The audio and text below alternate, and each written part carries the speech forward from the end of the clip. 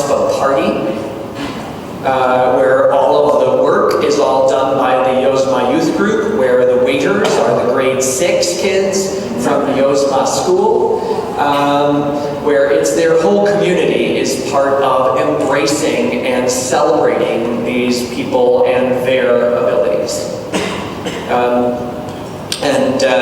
It was really just a wonderful, meaningful thing to see. I'm going to come back to him in a moment. The two people leaning over the Torah, this picture doesn't happen to have Rabbi Dolgin in it, although he was there.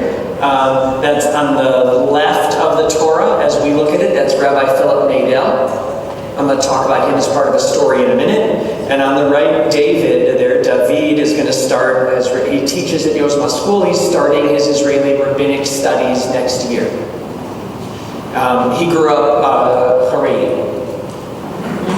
And outside of Modi'in, and now teaches at a Reform school, and is now going to be studying to be a Reform rabbi.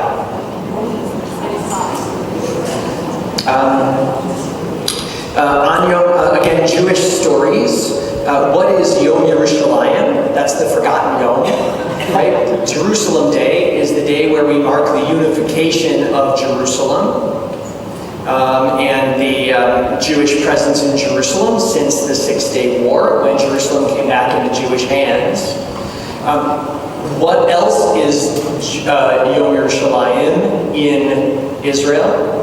It is the day where, in addition to celebrating and marking Jerusalem, it is the day where Israel's Jewish Ethiopian community marks and remembers all those people who were lost on the way to Israel, or who lived in Ethiopia, dreamt of coming to Jerusalem, and never made it. So it's a national day for Israel's Ethiopian community. This is an amazing woman who was leading the program. That was a partnership program in the Israeli city of Gedera, which is south of Tel Aviv, which is a partnership program between the Ethiopian Community Organization and Gedera's Reform Congregation. And to see the stories and the poems and the songs that were shared of the Israeli Ethiopian community was again a reminder about stories that we don't hear enough of, and stories that we don't have the chance to tell. And that I hope that we'll find new ways to celebrate and to mark and to share in with our community. And lots more to tell, but we don't have, we have just tonight, not all week. Now, I mentioned Rabbi Nadel, who was to the left of the Torah, leaning over the Torah. Right? This is Burhani. Burhani lives in Tel Aviv. He's a Christian. He's originally from Eritrea. And if you've heard talk about the asylum seekers in Israel, he is one of them. Now, why am I standing with Burhani? Because Burhani has been in Israel since he managed to escape from the Eritrean army, which he was forced into at the age of 16. And ended up through a long process of trying, walking out. The whole story I can tell you. He was 16, 17 years old at this time, and tried to get to Europe, etc. Ended up in Israel, where before they built the fence down at the south. He's one of the many thousands, the tens of thousands of African asylum seekers in Israel, and would be more than happy to find a different place to live, since he's not Jewish and Israel won't give him permanent status to live there, which is a complicated political thing and to some degree is understandable. The way it's happened, I'll talk about it at a political gathering, but eventually these numbers are challenging numbers. Burhani found himself, the response of him coming across the border was he was dropped off by the Israeli Border Patrol at the Tel Aviv bus station with no money, nowhere to go, and no Hebrew language skills of any kind. Berhani now speaks fluent Hebrew, fluent English, and when there was an opportunity potentially for him to get out to go to Holland, he learned Dutch. And in fact passed the government language proficiency requirements for Holland in Dutch for somebody whose high school years involved getting dragged against his will into the Eritrean army. He's an amazing young man. He has temporary, as all the asylum seekers do, he has status in Israel that is temporary. He has no permanent status. He has to renew his status by going to the Ministry of the Interior every month. If he could have permanent status, he has nothing against Israel and would be happy to stay. He just really wants somewhere to be, where he has permanent status. He's an amazing, and during this time has gone from a man at a bus station who knew no one and could talk to no one until he found someone who was also from Eritrea who he could say a word to somebody where, if it was allowed, has worked hard and saved enough money that if he had an opportunity to go to a country, could fund his own immigration. How did I end up meeting him? A year ago and a bit, when I was there. He had been trying. He's been on the list to get into Canada for JIAS for 4.5 years. He's been on other lists as well. And a wonderful woman named Maya, who's a lawyer in Israel, who's originally from Milwaukee before she made Aliyah, who's befriended Berhani and is trying to help him find a place, send out an email to everybody she knows. Rabbi Nadel also made Aliyah from Milwaukee, so he was on her email list. And she mentioned that he'd love to come to Canada, and Rabbi Nadel and I had a meeting the next day as part of the Temple Sinai Yozma interchange project, so he mentioned it to me a year ago. A year ago, there really wasn't a way for him to come because of a number of different challenges. And now, one of the opportunities we have is to form, one of the things I'll be discussing with leadership and with other people as a possibility, is forming what in Canada is called a group of 5, because you don't need to go through the formal organizations. Any 5 Canadians can sponsor someone who's been recognized as a refugee by the United Nations.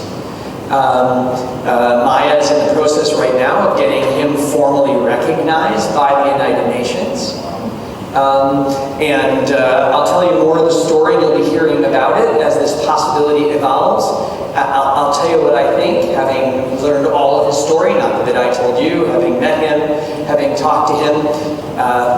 Canada would be lucky to have a man like Berhani here. So many of our families 70 and 80 years ago were in just this kind of a situation. So many families around the world are. There are some families that have the opportunity to come. That I've heard about while I was there. He's actually been waiting longer than most of the people who are currently being processed from Israel to come here.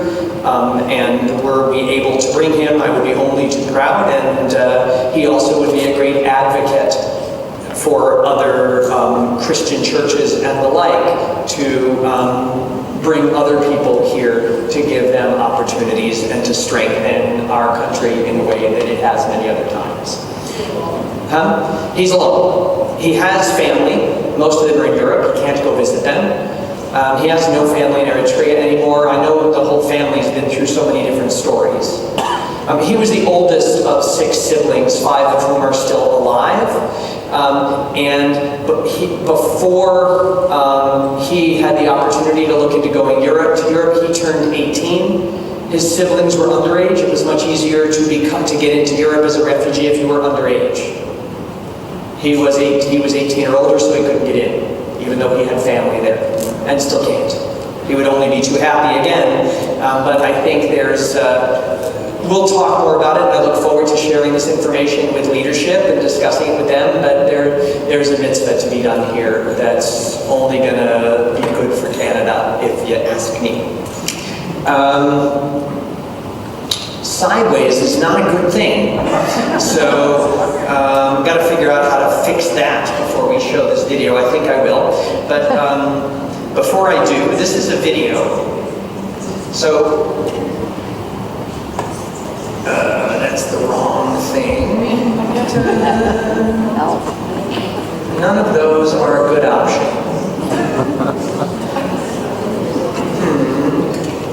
That would be, it was checked out earlier today. I mean, hopefully we can hear it if we can't see it, but it would really help to be able to,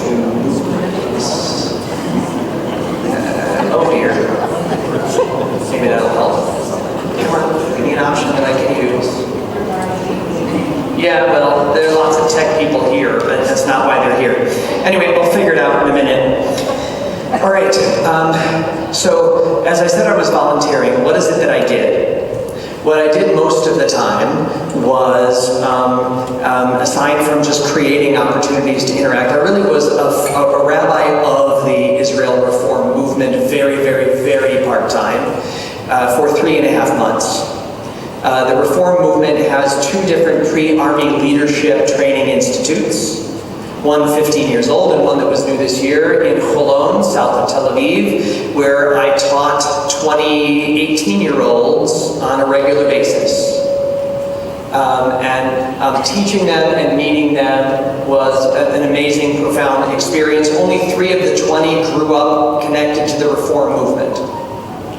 The other are mostly from secular backgrounds and who decided they were ready to commit to spending a year in a Reform movement program, which was an amazing, inspiring thing to know.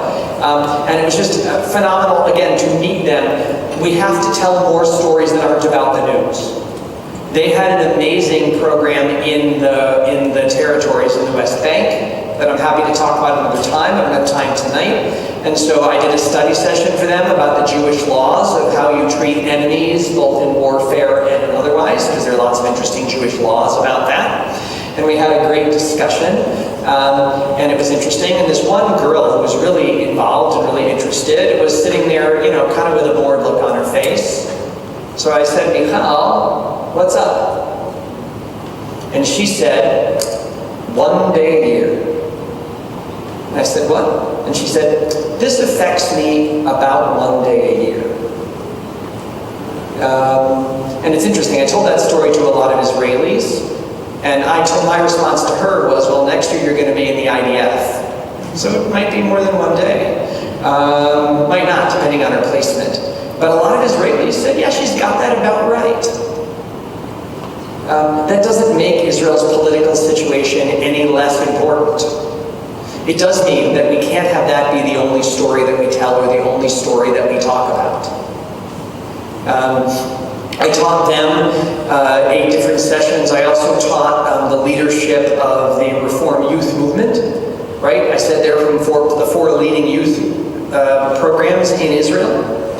Again, I never would have guessed. Where are those? Those are in Modi'in, in just north of Eilat, in the Arava, in the 2 Reform kibbutzim in the south, in a little town outside of Jerusalem called Sur Hadassah, and in a little town outside of Haifa called Yokneam. Again, the Israeli Reform movement is very Israeli. And that's an achievement. That's a wonderful thing to see. It's an important thing to see. And I taught the same things to those 10 leaders who all grew up very active in the Reform movement that I taught to those who grew up in other secular. And the experience was different. They have more of a background. But this is a video that I only wish I could turn the other way, because it was, last I looked at it, it was turned the right direction, but I can't explain it. Anyway, it is a picture of the song session at the Israeli Reform Biennial on a Friday night. Maybe we can all pretend we're at the Seder and lean to the left while we watch it. I don't know. But it's also a reminder of 3 things that happened in Israel at the same time. Okay, it was a fascinating and challenging week in Israel. Okay, I'll tell you the week. I'll tell you one thing, see if you can tell me anything else that happened that week. One thing that happened in the week I'm thinking of was that the American embassy was formally relocated from Tel Aviv to Jerusalem. Okay? In that same week, what else happened? Right? Yeah, in Gaza. Well, that is still going on and was going on. Tragic on every side. But the day in which such 62 Gazans lost their lives happened that day. And these three things that I'm referring to were equally present in the Israeli news. What's the third one? The first one was the move of the embassy. The second one was the awful day in Gaza. And the third one, Israel won the Eurovision Song Contest. Okay? Which is this massive European pop song contest. And Netta Barzilai, the now Israeli hero, who won this contest, sang a song called Toy. Now, I'm guessing the numbers are low. How many people here have ever heard this song so far? Now, I'll add my hand so that we'll get close to a million, so that's good. Okay, so that's fine. And I have to tell you, she's my hero in regard of this evening thing. This is the last thing we're going to watch, so then I'll stop, because there's so much more to tell that it's late already. Why is it? And she's not a hero to me because she won this contest, although I love the fact that she is who she is, she's proud of who she is, she's amazingly talented, and she's really not willing to be or pretend to be anything but who and what she is in every part of her, which I think is fantastic. But I watched her during one of the 5 times that I turned on the television. No, actually that's not true, because I watched a clip of it on my Hebrew language news app on my phone. That's where I saw this. She was being interviewed by the Israeli news. And what happened was on Thursday night she was successful in the semifinals, and then on Saturday night she won the finals. So the interview happened during the day on Friday. So the Israeli news anchor says to Netta Barzilai, he says, good luck. She says, thank you. He says, so we need to know, how difficult is it with all of the BDS people there, making trouble for you and trying to get people to vote against you and creating problems, which I've read about in the Israeli news. And what did Netta say? Netta said, she said, you know what? Today, I've talked to 10 of the largest media organizations in the world. You're the only one who's asked me about that. It's a song competition. Can we talk about the song? It's about the music. It's not about that. Again, while we need to deal with what we need to deal with, we can't only tell those stories. Her victory was not a victory over BDS. It was not a victory about BDS. It was kind of a fun, crazy, European-style song competition that this amazing young Israeli woman won.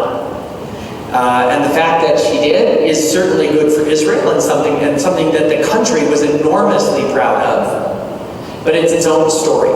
Okay, now, on Friday night at the song session at the Israeli Reform Biennial, where for a whole Shabbat, from Friday morning until Saturday night, there were 1,500 leaders of Israeli Reform congregations who came together for their conference. I mean, think about that. The North American Biennial is only 3 times that size. Right? And 1,500 of them came together at Kibbutz Shvaim for this, and there was this amazing song session on Friday night. Okay, now the kids jumping up and down like crazy people in this video to this song are the kids that I taught. That's why I'm videoing them, not jumping up and down with them, which I did once, but I'm too old for that. But and the song that's being sung, the tune, is the song Toy. Okay? The words are not the words to the song Toy, which are partially in Hebrew and mostly in English. Okay? So hopefully the sound will work better than the fact that it's sideways. C, feel free to look to the left. I can't change anything. See if you can recognize the words. Okay, it's about 45 seconds long. Let's see if I can do this. And there should be, if you can, Mitchell, that would be amazing. I just have to find the, yeah, let's see.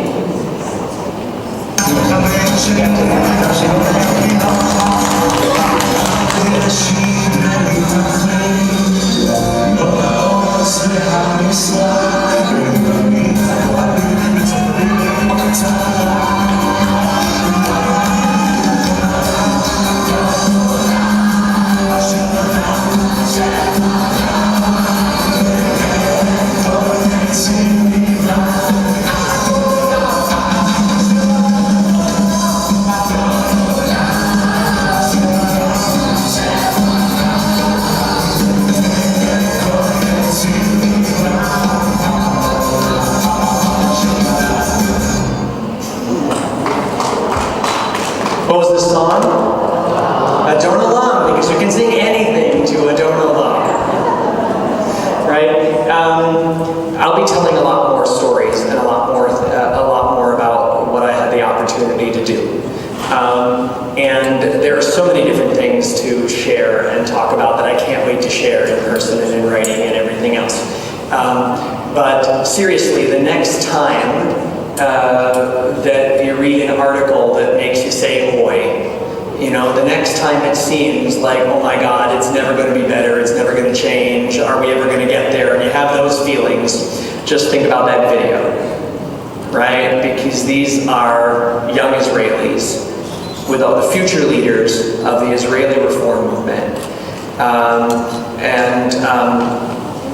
All of whom, about 30 of them, of the ones who were dancing there, if you said to them, hi, I'm from Canada, they would say, oh, from Temple Sinai?